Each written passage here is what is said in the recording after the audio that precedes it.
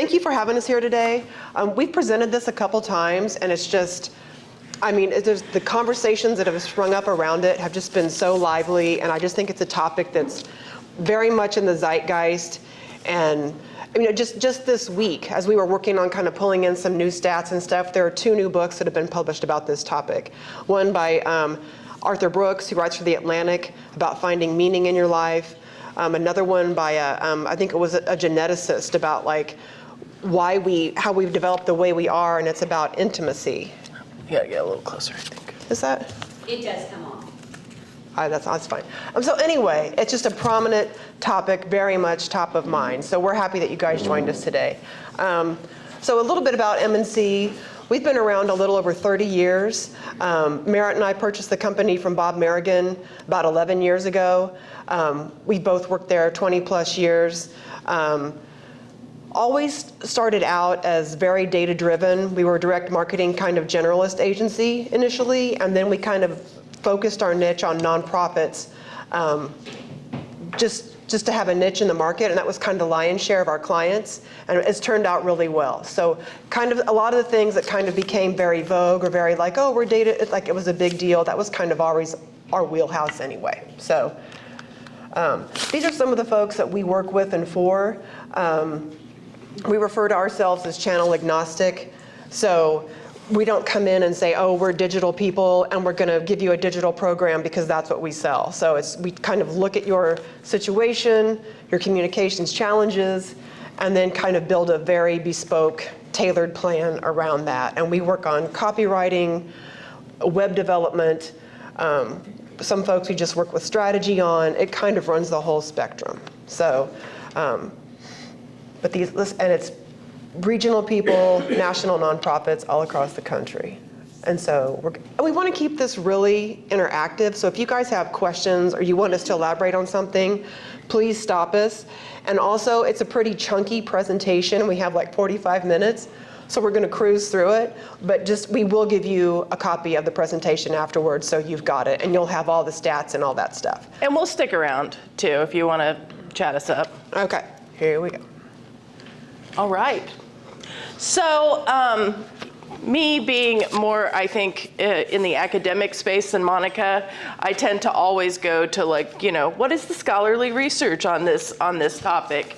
And it's an interesting trend point to see just how it's emerged in our culture, and I think how it's amplified. I mean, obviously COVID was sort of this seminal thing, but how many of you are familiar with the book Bowling Alone? Okay, so this was, to me, I mean, I was learning about this, it came out in the year 2000, so I was hearing the talk of it. I guess I was in graduate school in that time frame, so I did hear about it in school. But anyways, a book came out, Bowling Alone, saying basically the premise of it was that during, post-World War II era, we came back, the men came back from war and built communities. You had, I know we've got somebody from American Legion here, VFW posts, all of the clubs. We were a much more integrated culture, a family. There was all of these things together.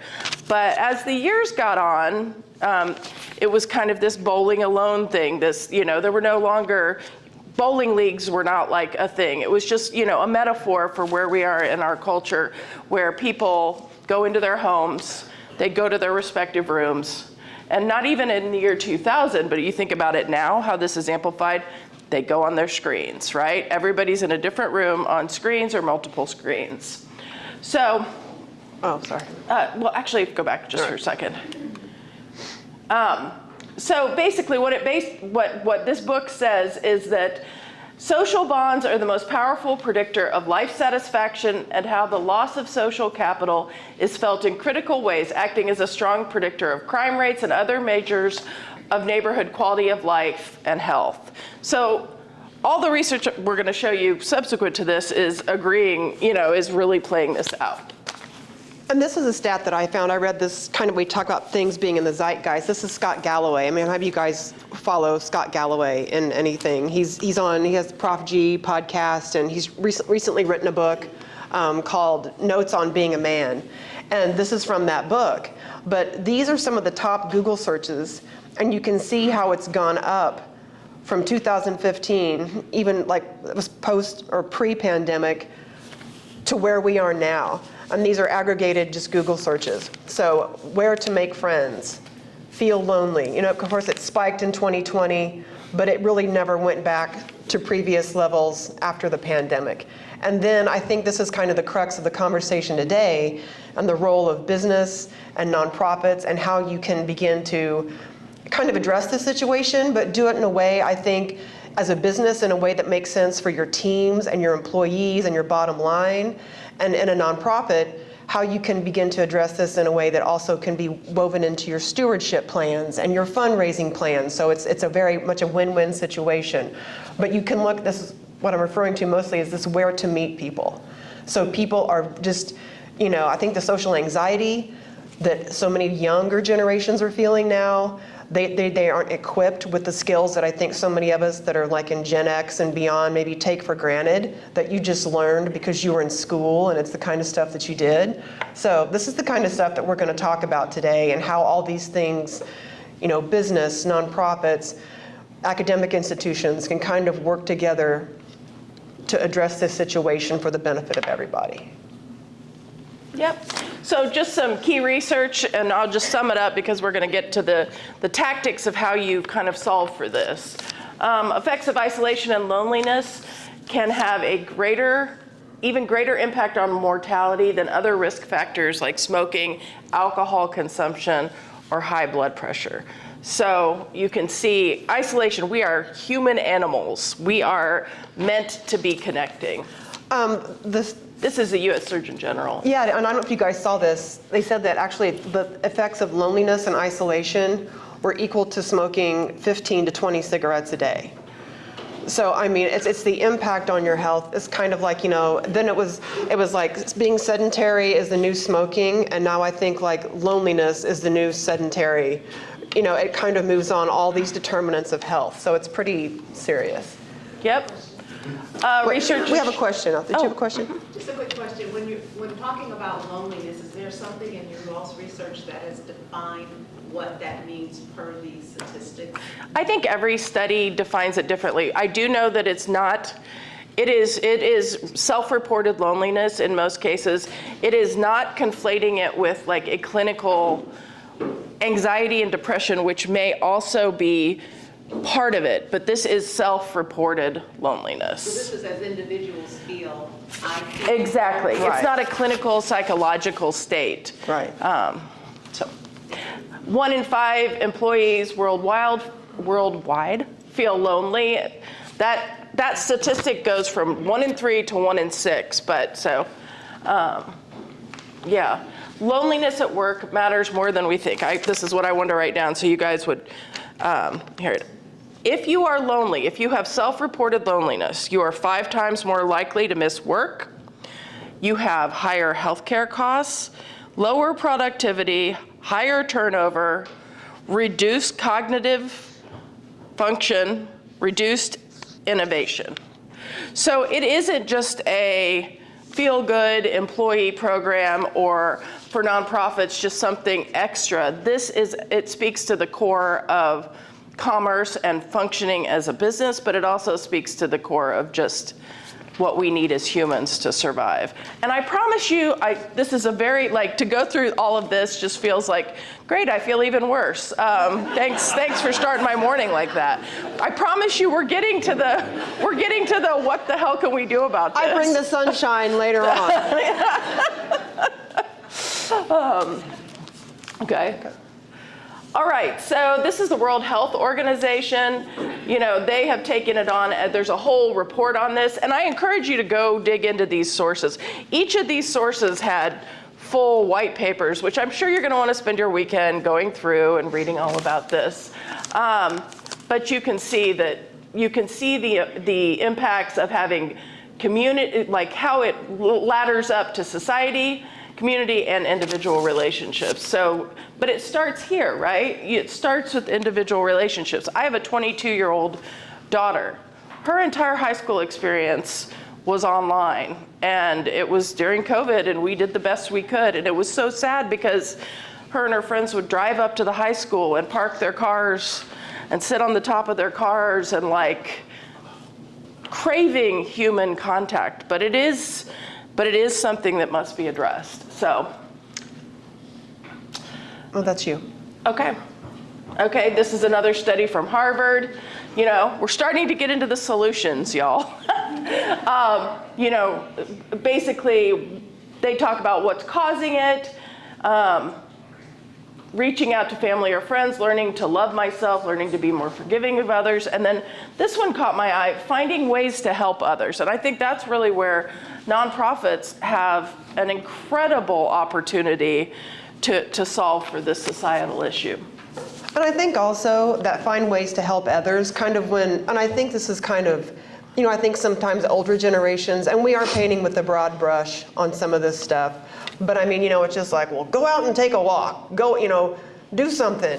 But it has been proven that kind of when you kind of step away from the navel gazing a little bit and focusing on yourself, it has the effect of making you feel better about yourself.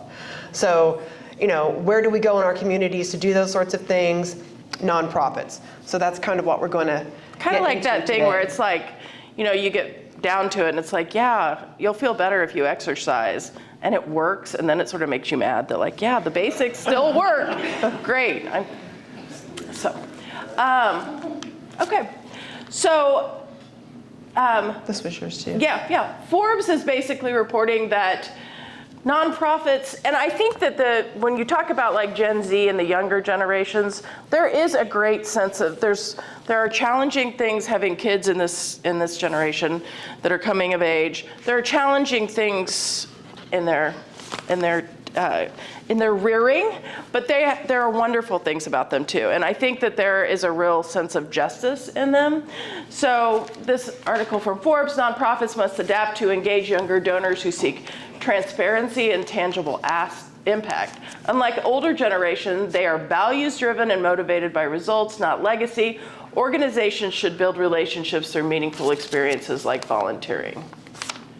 So, more data to support the case for nonprofits. Yeah, and I think we know too, you know, and other criticisms of younger generations is, you know, everybody was on a team, everybody got a medal for participating, which I think drives people kind of nuts sometimes. And when, you know, managing sometimes these younger folks is a challenge, I think, for that reason, because it can be a struggle to kind of encourage them to adopt leadership positions and encourage them to kind of like, you know, go for it, because they're used to like consensus decision making, to do everything on a team. But that can be a real benefit when we're thinking of how do we engage them as you know, in that pipeline as volunteers, engaging with our organizations. And the truth of the matter is, and nonprofits here will know this isn't like an either or, it's very much a both and. These folks aren't really financially ready to be like a big golden prospect that's going to be on your file and be like a major donor, or even like a, you know, a mid-level donor, but they will be as they go up in their careers. And they're going to remember the organizations that reached out to them when it wasn't transactional, when it was meaningful for them to be engaged. So it's just kind of like, you know, you've got your older, kind of more established donors, and then think about how we're weaving these people into the fold. I did a whole presentation for the University of Kansas Health System on this. And it's basically the data that philanthropy feels good too. I mean, physically, if we are more sedentary, we are locked at our computers. When you give in any form, whether that be volunteering or donating, it feels good. Our bodies release oxytocin along with other feel-good chemicals like dopamine. Engagement and volunteerism obviously leads to better fundraising results. It leads to better fundraising results because you're engaged and you have a connection and a relationship.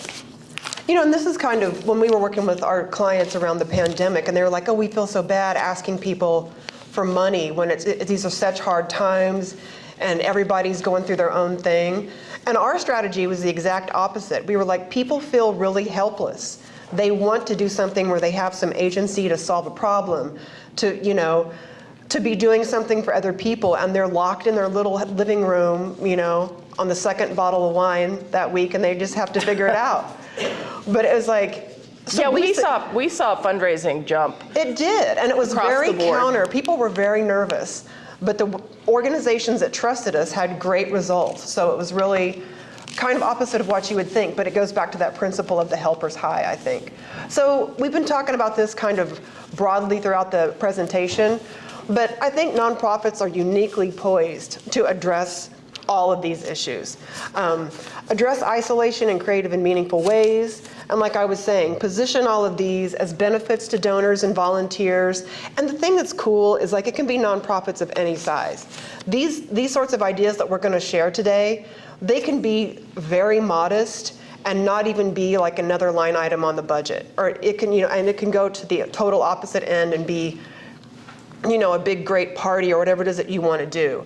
But I think really organizations of any size can begin to do it. And then positioning them, like we're saying, as novel and effective stewardship opportunities, ways to get newer folks in the door and really hold on to them. So how do they fit in? I'm sure everybody's heard this. We're talking about it a lot. It's that concept of third place. Where do you go when you're not at work, when you're not at home? And where do you see other people? And where are you engaging with folks? But like Merritt was saying in the beginning, we don't belong to clubs. Everybody's ultra busy. I think, I don't have children, but my friends that have children are so scheduled. It's like, I own a company and I'm not as scheduled as most 14-year-olds that I know, So it's like, there's not really like a place where they can go and hang out and just meet new people. I think nonprofits can address a lot of the barriers kind of with social anxiety or people feeling nervous about going to this third place, because there are ready-made conversations, there's ready-made activities and groups. Like, you don't have to show up and wander around and wonder why we're all here. If we're here to stuff envelopes, we know what we're doing. If we're going to have some refreshments and have a good time and there's music, built-in conversation. Everybody knows why it's happening. And this removes the barriers that cause social anxiety and prevent action, even if that action is just showing up. So, did you want to say something? Oh, I was just thinking about, this struck me when I was a young professional in my early 20s, and I would go to cocktail hours or something, and it felt very intimidating to me. I would kind of like hide in the bathroom for a while to kill time while the cocktail hour was happening. And she probably wasn't even 21 yet. You No, I was pretty young. I was pretty young, but I think about, some of the things, I'm a Gen Xer, that even I would have a reaction to, like, very structured, like, idea starters at the tables or anything like that. That would feel like, oh, that's a little contrived. Things should be just organic, even knowing my own experience. But what we're hearing is, like, people want, it's that parallel play thing too. Like, Monica's right. It's much easier to sit next to someone doing something or convene around an activity than it is just, going and being dropped into the deep end of the ocean. And the other thing I think nonprofits can play on is that they are trusted in the community, unlike a lot of other non-governmental organizations today, especially in this climate that we're in. I think nonprofits can have a very neutral stance. And so it can be a real intergenerational, kind of nonpartisan place for folks and communities to get together. And I think we've got some slides on this coming up, but most of this stuff is geared around nonprofits, but it applies to small business as well, and the interplay between small business and nonprofits. So, and we've got a lot of that coming up. Yeah, coming up. So nonprofits can solve for several issues at once. Meeting new people, making friends, like seeing that Google search. Obviously very top of mind for people. And the thread that goes through all of this that I would like you guys to be thinking about is, like, how are you maybe promoting or reframing things you already do through this lens?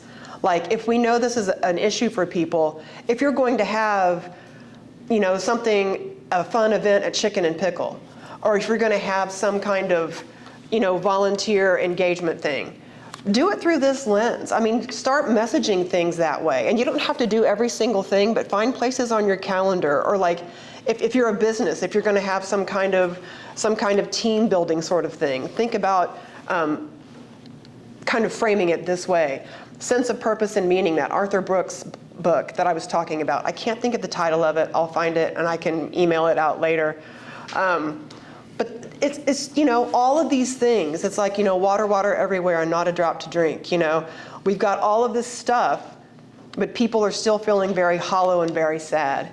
That helper mentality early on, that sense of agency, making a difference. And I think this is a big deal for businesses working with nonprofits to begin to cultivate leadership skills in people, to begin to cultivate, all of these kind of soft skills that we expect people sometimes just to pick up naturally.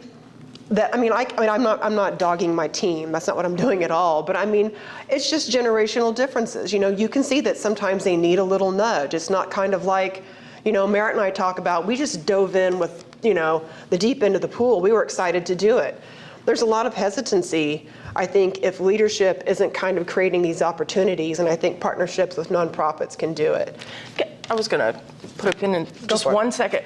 I'd love to hear, before we kind of ride this home, what are you guys hearing in your organizations? Is this a topic? What brought you here today? Why did this resonate? Actually, I kind of have a question that goes along with that. We have all these things, as Monica mentioned, but how do you make the invite so they feel welcome to come in the first place? Because they feel like, oh, that doesn't really apply to me, they don't want me there. How do you make sure that you let them know that they are welcome? Who are you referring to specifically? Like younger people or? Anybody, actually, because I think everybody's been affected. I think a lot of that is in the personal invite. And Monica and I chuckle about like any associations or anything we've been involved in. It usually is someone, you could send out the emails to kind of get the net going, but somebody saying, we'd really like to have you there. And then I think the other thing is once they're there, make sure you have somebody, I've run boards and I've run events, make sure you have somebody assigned who is sort of a hospitality person, because there's nothing worse. And I've done it. I'm a seasoned person at networking events where you go and you feel more isolated being with people. So I think that's a thing. And then Monica mentioned once, and I think this was a great idea, invite people in pairs. Like, I'd like you to come, and if you would like to bring a guest, Here's a free ticket.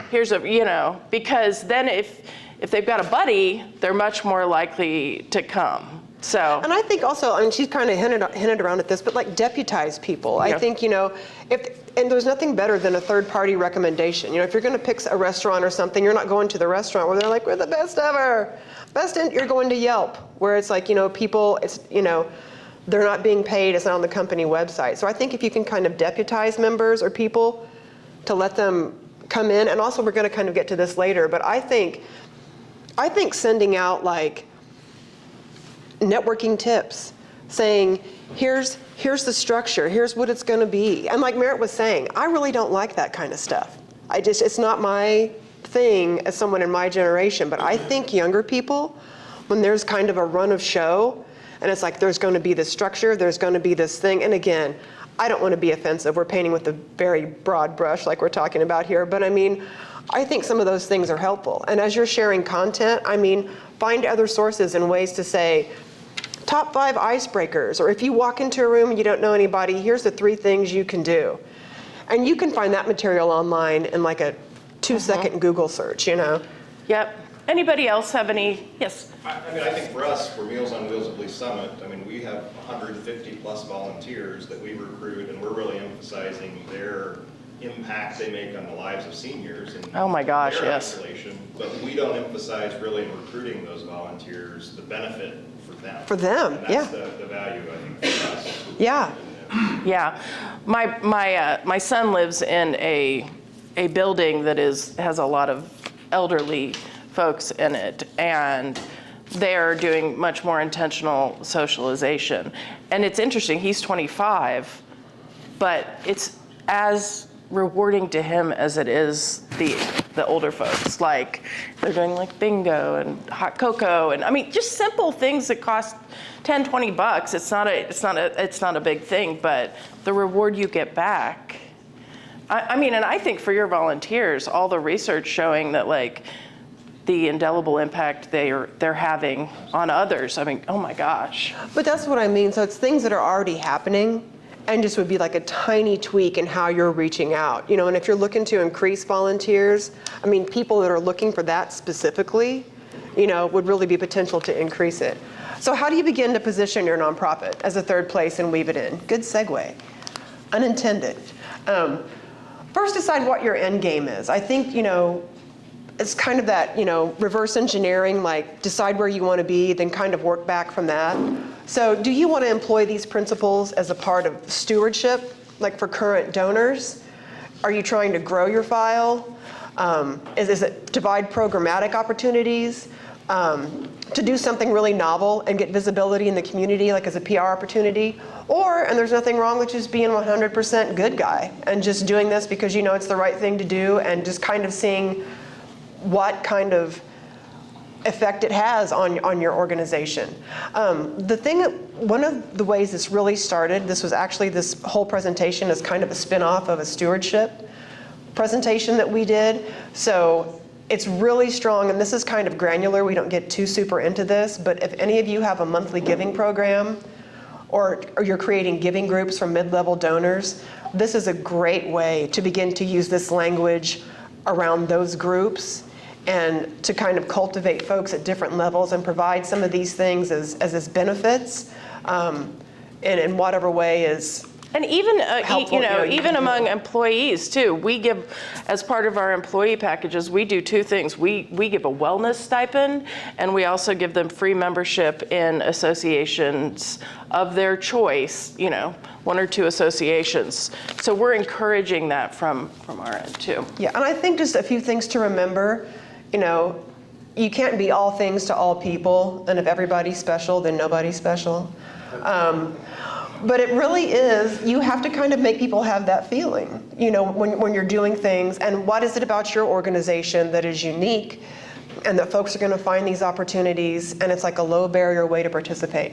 And the thing that we get all the time, and we say this kind of attached to these initiatives and like really any marketing thing that we're working on, is just start. I think people get so wound up and it's like, well, if we're not doing this or this sounds really cool, but we can't do it, just begin something. And it's something that you can build on. But I think, if you're not doing anything, you're kind of falling behind. So it's not like you have to come out of the gate, both guns a-blazing and take off. But just decide what are a few things you can start doing this year, and then where does that go? And I think also as important as deciding like what you want to do is define boundaries and decide what you're not. Because it's a really easy place for nonprofits to get into mission creep and to get into, well, this is a good idea, this is fun, and then your edges are kind of blurred and you're kind of going all over the place. Yeah, so it's like enriching existing programs. And partner with other people. This is another thing I was going to say. I think this is kind of the next frontier of, and I've been saying this for a while, for nonprofits. Don't reinvent the wheel. If another nonprofit has a really cool program, partner with them. Get together. And if you're amplifying the amount of folks that people can meet, the amount of things they're exposed to, you're going to be the cool guy who did that. And they'll remember that you're a hub and that you're a connector. And that's the personality that you want. So survey groups, we talk about like the monthly giving benefits, like higher level donors. Create a survey and ask people if they're interested in this kind of thing. So as you're building the program, this could be just a part of your engagement and a part of your outreach. Kind of test the waters. See if there's an appetite for it. So, and like we're talking about, we said this before, create a plan, weave it in, but don't overextend yourself. Don't make it something that's going to be an onerous task that's just never going to get done. But I would say do give someone ownership of it, like anything else. If it's woven into your communications plan, somebody needs to own it so it gets done and it doesn't just fall off the plate. Some easy ideas. When I mentioned being a hub, and I think a lot of nonprofits or sometimes organizations resist, I think businesses could do this too. Point people to cool, interesting information and events. Our business has a newsletter, and I largely develop the content for it every month. I don't think everybody wants to see another newsletter from a company that's talking about our 3 best ways to blah, blah, blah. Although I write that stuff all the time. But And they are really good ways, guys. I tried to weave in, though, like something kind of surprise and delight. You know, we recommend cool books. We recommend good, shows that we're watching. We share like just fun stuff that's kind of like, you're going to get a little nugget of fun in there. It's not just kind of the same old, which is I think why we still get subscribers. Bring issues affecting your organization to their attention. And this doesn't have to be stuff that you're writing or that you're creating. You know, as long as you're crediting sources, get it out, put it in your social media, and people are going to know that you're like their search engine. If there's something going on, you're on top of it, and being affiliated with you provides that for them. Merritt was saying about the, providing discounts on event tickets. If you want younger people, if there's people that you want, really make a big deal about that it's a discount and you really want them there. The extra tickets so folks can bring a friend. And this is what I was saying. Share networking and mingling tips before your events so people don't show up kind of just wondering what to do. And we have always, all the boards that I'm on, there's always an ambassador. So if someone comes in looking kind of adrift and they don't really know anyone, we home in on them and introduce them around. Okay, so leaders of remote teams. This was kind of, we wanted like a little bonus round in here. Our team is fully remote, and we have been for 2 years. We used to have an office over in Midtown in Kansas City. But it's been really great, and I think a big part of it, and I will credit Merritt with this, is being very structured and very intentional about connecting and having some semblance of structure, even though we are remote. So we have a Monday morning traffic meeting with the entire team. And Monday is when Merritt pretty much has all of her one-on-ones. So I just spend Monday morning, boom, boom, boom, boom. So I have a touch point. We have 10 employees. So, and I manage about half of them, so. Well, and then my team is the creative team. And on Tuesday, I'm having my one-on-ones with my team of writers. So it's just having that built in so everybody knows what's going on. I think you could do this with volunteers too. We have monthly lunches where everybody gets together. It's on us. We all get together and see each other because there's really no reason. It sounds funny, like 10. We say we tripled the size of the business, and we did because it was just me and Merritt, and we have 10 now, so we can use that very exciting stat when we talk about the growth of our company. But it's big enough, and people do specialized work enough that there would be no reason for me to go talk to the digital team who are building and deploying emails unless I'm really intentional about it. And they're my staff, so I need to do that. But among them, just as team members. And this is kind of what we do too. I think lead by example. Participation is non-negotiable. You need to be the one. You can't skip out on it. You can't let it fall by the wayside because you're busy.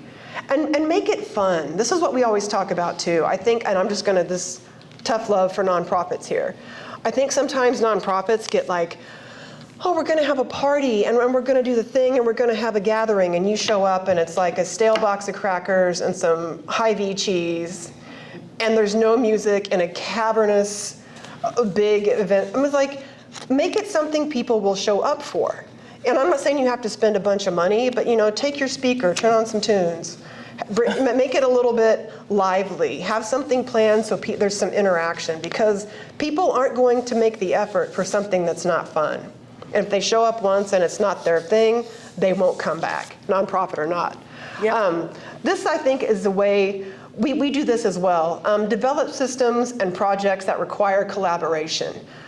Don't just do things that foster, I'm an island, I'm working on this, I don't need to, reach out to anybody else. Kind of bake that into the system, and it'll force people to kind of work together, and then they'll develop their own rhythms and their own methods. But this next one, I want Merritt to talk about because she recently started doing this, and it's been pretty good for us. So my digital team, which we've got everybody's got challenging clients.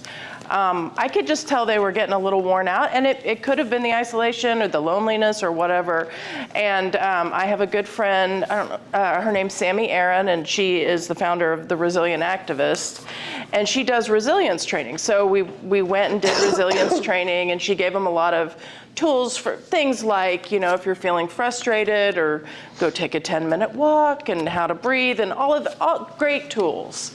But one of the things the feedback that I got from them that day, and I don't know why it hadn't hit me like a ton of bricks, but they were like, we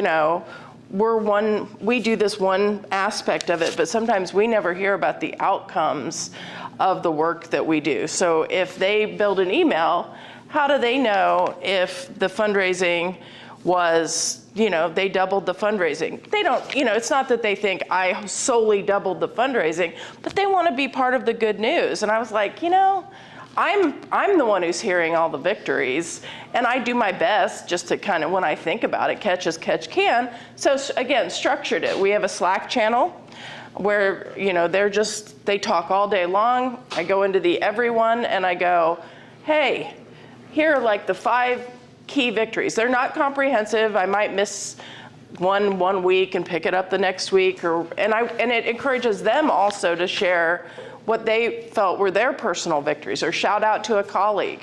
It has been really great, and it's a great way to round out a week. So, and the technology that she brought up. And that logically flows from that. We have the Slack channel, we have obviously email, we have a project management system. So we've had to get kind of that rhythm down as to where you're communicating for what. But there was some talk at one point about Slack, removing Slack, and one of my very introverted employees was like, "You'll pry it from my cold, dead hands." And I was like, okay, all right, so again, that's mimicking. If we were sitting side, like when Monica and I began working together, we were 2 desks apart, and it would, we could chat each other up. So, and this is one that both Monica and I are very purposeful about, is thinking about our employees' careers holistically and them as a person, and introducing them to people, introducing people out in the community to other people out in the community. So being a connector yourself. And I think that's really important with remote teams. And if you have a small business, this was something when we started working for Bob. Oh, so I take it back, there were 3 of us counting Bob. So fix the numbers on our explosive company growth there. But there was really nobody. And Merritt and I were young women. And Bob knew that, and to his credit, he introduced us to fellow professionals who were women in the nonprofit space or women in the direct marketing space. So it was really intentional, and we didn't have like this giant company. There was no water cooler, or it's going to happen organically. So I think with remote teams, that's going to take even more effort, but it's pretty critical. And there's so many opportunities to do it, Yeah, one more sad stat. Remote work, 25% greater loneliness. So there you have it. How are we doing on time, by the way? How much do we have? We are good. It's 9:20. We're great. Okay, great. So again, like we kind of talked about in the beginning, trying to weave all these threads together, lean into nonprofits that are engaging in this work. I think, just right in this room today, there's business, like working with the chamber, small business, even like larger companies and nonprofits. Start to talk about how you can kind of tackle these things together. Volunteer together or give employees designated time to do so. At our company, we give folks, we kind of expect a certain level of professional development, and we give them that time in the week. It's understood, and there's a whole category in our time management system for them to enter it and say what they did. Encourage board service.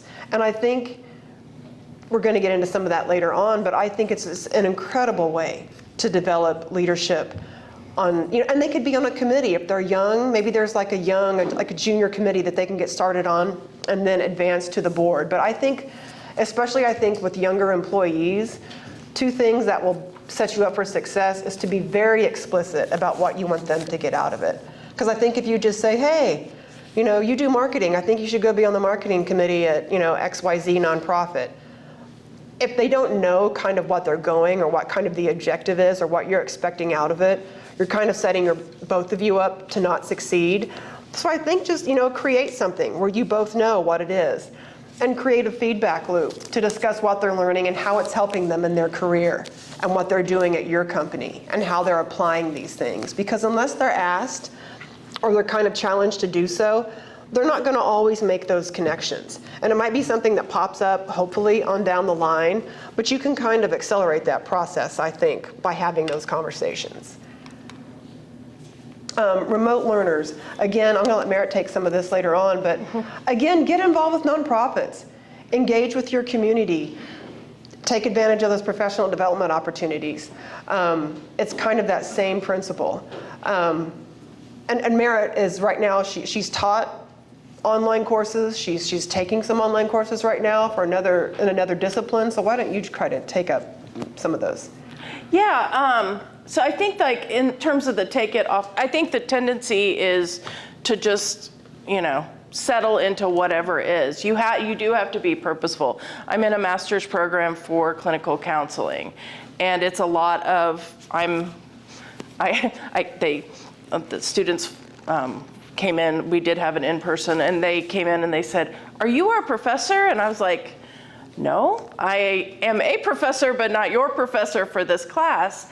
But what has been interesting is how much people enjoy getting together. I've taught in the MBA program at UMKC, and the students frequently are like, "We haven't had," I asked them, I'm like, because I could teach it hybrid or I could teach it all online, and I fully expected that the students would be like, "Oh, I want to be online." And they wanted it hybrid. They were like, "We haven't had classroom discussions like this for years." So it's like those things where you learn like your social skills, and you learn, how to pause when people are talking, or you get excited talking about a concept. It's a lot harder in a virtual space. So, bring it online, and then of course try to mimic it. We talked about take your initiative. I want to get to the samples pretty soon. But the thing that, this is one I added in Yeah. there, is don't convenience yourself out of community. I think sometimes, younger people, or students, or even anyone, this would be for remote teams also, you're getting DoorDash to your home. You're ordering your coffee online and going in and picking it up and not even talking to somebody to order your coffee. And it doesn't seem like a big deal, but these little serendipitous moments are where you run into people and you meet people and you see the person that you saw at the workshop the other day, and maybe you couldn't talk to him, but now you can talk to him, and you're going to get a new lead or you're going to get a new opportunity. And I think those are things that they're not happening for a lot of people, and it's kind of an intangible thing to describe, but I think that conveniencing yourself out of community is And a I good mean, way how to many talk of you about have it. woken up? Like, I wake up, and if I have 2 coffees back to back in person, I'm like, oh, I just want to stay in bed, and I just want to hole up in my computer, and then I go to the coffees. I drag myself out, and I go, and I feel so good. I feel so much better. And so it's something even I have to remind myself of the discipline. And I think this is really relevant, more so for younger generations, is reevaluate how you're using social media and make sure you're using it and not being fed by it. Because I think, we don't need to go too far down this road, but it can really kind of be your surrogate buddy or your surrogate conversationalist. If it's like it's feeding you up, well, you watch these videos, so you like this. And you can watch some really cool stuff. But if you're not conscious that it's all being fed up to you, and this is kind of replacing having conversations about these cool topics with people or sharing it with someone. So when I say like using it and not being fed by it, have things you're interested in and Purposefully look it up. I was talking to someone the other day, like when I read, I don't like to read on a Kindle. I still read just regular books, but I use my phone like a dictionary. Because I'm like, if I don't know a word, I'll look it up, or I'm like, oh, that person sounds cool. I wonder, and I'll have like all my little stuff all built in, and all these other things I can read. So if you're using it as a tool, it's remarkable. But when you're just sitting there, having brain rot, and you look up and it's like, oh shit, 6 hours have gone by. And I've watched 4,000 short videos of Yellowstone. Like, that's probably not the best way to spend a Saturday afternoon. Well, and with AI too, we were talking a lot about this in my counseling master's program. It mimics human, it's like, great question, Merritt. Here's blah, blah, blah. And then it's starting to, I use Claude and ChatGPT, it's starting to reference previous conversations, which is, again, mimicking a relationship factor. So I think there's a real risk that people will feel just a dropper full of humanity from it, and then Yeah, the bar's not pretty low. experience. So. Yeah. Okay, so just some examples to show you. These may or may not relate to you, but I think you can take the germ of what it is and think about it. So this is Blue, Missouri. What they're basically doing is, a meet and greet meeting. Monica, this was your sample. Yeah, right? Blue, Missouri, they help down ballot Democratic candidates just in races that aren't being contested. They can put them on there. And I just went to one in Kansas City at Regaza, but it's like they are very pointed about having like little meetups. So whether they do it in person, like at a restaurant or a bar that's like aligned with what they do, but they also have Zooms online. And what they do really well is partner with other organizations and get those folks and bring them into the fold. So there's not a real sense of like, I'm taking my toys and going home, because if I work with this other organization, they're going to get my donors or they might get my dollars. It's kind of like everybody in the pool, high tides lift all boats. We're going to just keep it moving. So, I think very simple ideas, very simple email that goes out once a month. Okay. Oh, sorry. Okay, this is Native American Heritage Month from American Indian College Fund. I am a donor, and I just thought this was great. When I talk about sharing cool information, this didn't come with an ask. I think it had a remittance envelope, but you can see they're sharing books by Native Americans for all different age groups, television shows and movies, music, and they have a Spotify list that you can download that's Native American artists. So it's just, and they do this kind of stuff all the time. They'll have like conversations with authors, and it's just like a Zoom call, and you can talk to this author and they're bringing that to you. Now, their whole thing, it kind of fits in with their mission, it's education, but this is not like, they're not an entertainment organization, but it really connects people and gives the folks who support the organization a chance for us to meet other people and to engage in an interesting and fun way. Hope Center KC on the east side is a client of ours. Love the organization. Marvin Daniels is an extremely charismatic leader. There's a lot that's been written about male loneliness and family structure, but anyways, they have a men's fraternity, and it's Mondays, and dinner's provided. So it is really strong. So they're basically sourcing the leaders of their organization through kind of these community building events. And what I think is interesting about that, kind of saying like what you want to get out of it, it's mentorship. They have a structured approach with 4 core tenets. So when people show up, they know what they're getting into. Mm-hmm. So it's around kind of fellowship and, having a good time, but there's a little meat on the bone there. Yep. I mentioned Sammy Aaron, resilient activist. They did, this was in December, they did a winter solstice communibration, which I thought was, and they basically went out to Swope Park and in the cold, had a community convening and did fun stuff. And they sold out. Like, that's the other thing we're seeing. The nonprofits we see that are out there doing this, they are having to shut down registration because it's just busting at the seams, which is to me, that's a really hopeful point, that people still crave this and are willing to get out. One thing I will say about that too, though, is to remember is like, it's also a just good way, like in stewardship, sometimes sending the invite is the thing. So from the bottom line perspective, if people don't show up, at least you've engaged with them and you have a reason to follow up. Maybe it's like, hey, hope you were able to join us, at Swope Park. If not, here's a list of the things that we're gonna do that we decided based on hope you can join us next time. So it's like, you've kind of got them in the fold and you've got a reason to reach out to them that's not asking for money, that's not asking them to do something that's really high pressure, but that they've kind of raised their hand and said they Well, want to and do. they have ritual as part of it. I mean, you can see they're not just, it's not just bringing everybody there. I was talking to her and she's like, oh, that was so successful. She's like, we need to do something that's like even more like, I don't know, edgy wasn't the word she used, but she was like, and I was like, why don't you do like a howl at the moon? It's kind of, and she was like, oh, I like that. So, get everybody out and howl at the moon, because people love like the rage rooms so you can be creative about like, they need to get the. And again, not for everybody, but these are her people. It's the kind of stuff that they want to do. So I mean, and that's something that only Sammy would provide, so. Yeah. And again, and then, she has an online book club, and she's done this in person and online, kind of to Monica's earlier point. We covered this.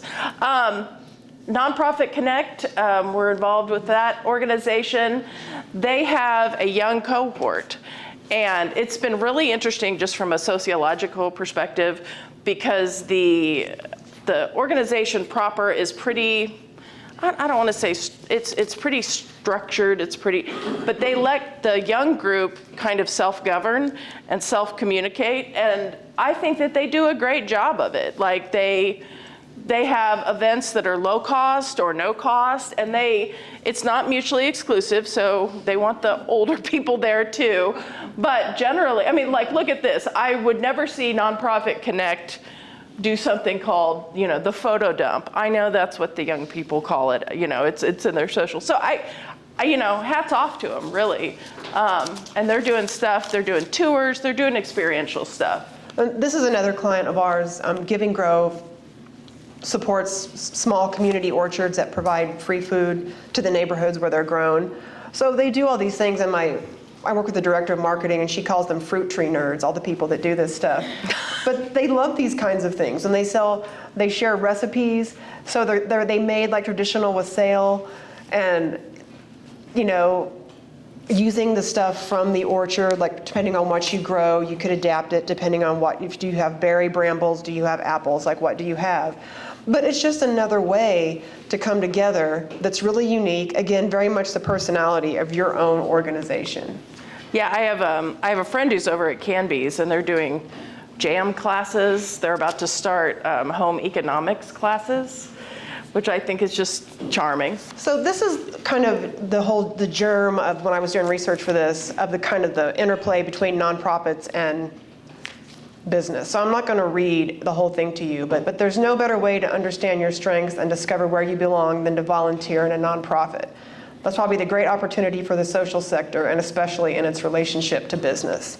So I mean, there's just a lot of opportunities for that interplay, and I think if you take some time up front and decide like what you want to get out of those relationships, it's not going to be, the nonprofits are doing it, it can be a very cost-effective way for business to invest in employees.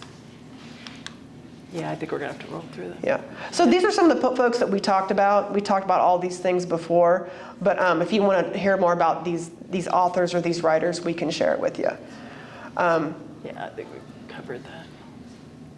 So yeah, we've said all these things. This is where we come to an end, and this is our e-newsletter, which you can subscribe for. And when you do that, you have the opportunity to get a free half-hour consultation with us on anything. We can either do a Zoom or meet you for coffee and have conversations about what we talked about today, or if your nonprofit or organization is facing a challenge, we can help you out. So thank you so much for joining us today. This has been great. Thanks.